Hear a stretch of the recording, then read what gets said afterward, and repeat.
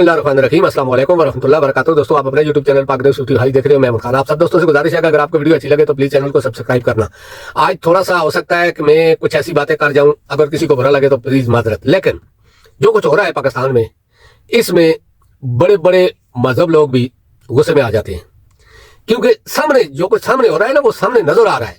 एक तो होता है ना कि चोरी छुपी कोई चीज होती है, लेकिन नहीं, सामने नजर आ रहा है। नवाज शरीफ को लाया गया, अवाम नहीं मानी। जो कुछ भी इन्होंने किया हर तरीका कर लिया, जमीन आसमान ऊपर नीचे कर ली, इमरान खान को गिरफ्तार कर लिया, यानी कि उसको तोशाखाना में नायल कर दिया, सजा दे दी, सब कुछ कर लिया, अवाम नहीं मानी। फिर इन्होंने जब देखा कि अवाम नहीं मान रही है, तो इन्होंने क्या किया कि एक और यानी कि नून लीग के लिए, नवाज शरीफ के लिए बयानिया बनाने के लिए इमरान खान को साइफर केस में सजा सुना दी गई।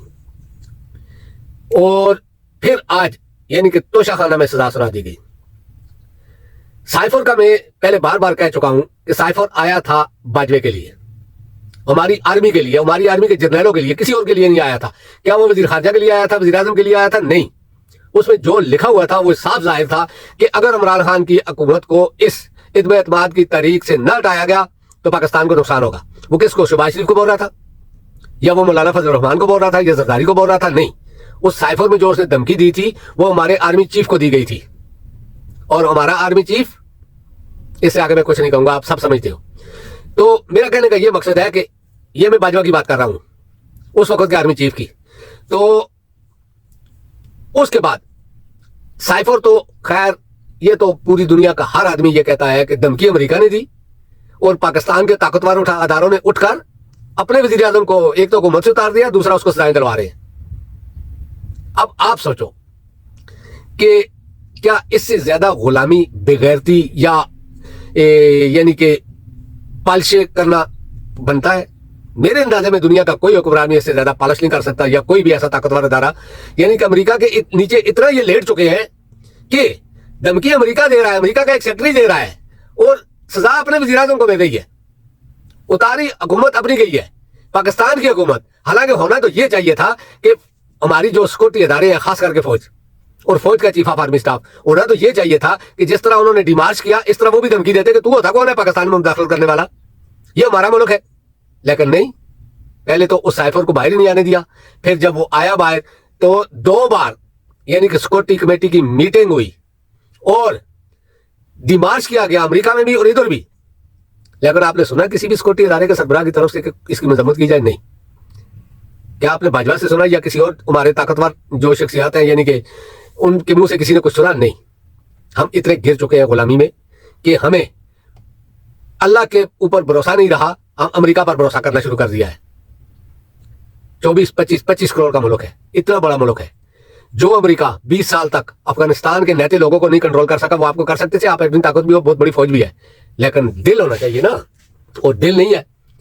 बाजवा जैसा दिल इंसान को नवाज शरीफ ने बनाया था अपने फायदे के लिए, लेकिन बाद में वही नवाज शरीफ के खिलाफ ही हो गया। और उसके बाद आप देख लो अभी हालत। फिर अब जो सजा हुई है तोशाखाना में 14 साल, हाँ सॉरी, इमरान खान को सजा हुई साइफर में, तो वो हंस रहा है, क्योंकि उसको पता है कि ये सजाएं तो होंगी। क्योंकि जिन लोग इमरान खान को नीचा दिखाना चाहते थे, या इमरान खान से घुटने टेकना चाहते थे, नवाज शरीफ की तरह, जरदारी की तरह, फजल रहमान की तरह, लेकिन वो टेक नहीं रहा था, वो नीचे नहीं हो रहा था, वो अपनी जिद पे डटा हुआ था, वो अपनी बात पे कायम था, उसका जो बयानिया है उस पर वो डटा हुआ था।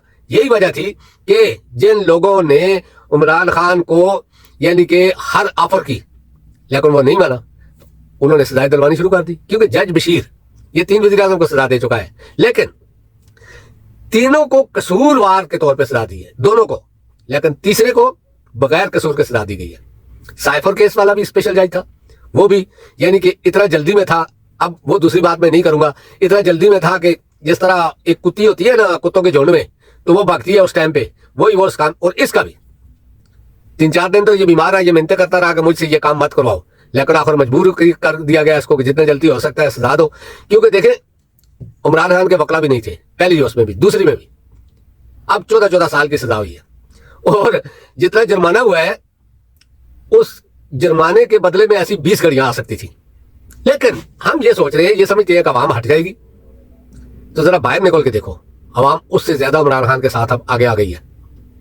अवाम अब आप 8 फरवरी को देखोगे कि आपके साथ होता क्या है।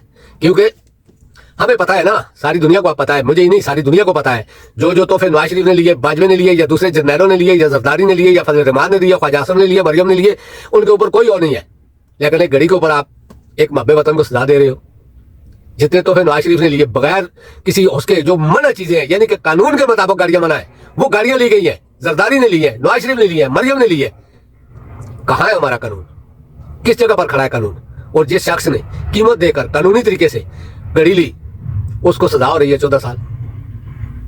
پھر کہتے ہو کہ ہمیں گلیاں مت دو, ہمارے خلاف مت چلو, ہمارے ساتھ چلو, ہم عوام کے ساتھ مل کر چلنا چاہتے ہیں. اگر آپ عوام کے ساتھ مل کر چلنا چاہتے ہو تو عوامی نمائندوں کو ساتھ میں چلاؤ, تب عوام آپ کے ساتھ مل کر چلے گی. یہ جتنے فیصلے ہو رہے ہیں, یہ جو بھی قانون کی خلاف ورزیاں ہو رہی ہیں نا, یہ سراسر ہماری فوج پر جا رہا ہے اور فوج کے جرنیلوں پر جا رہا ہے.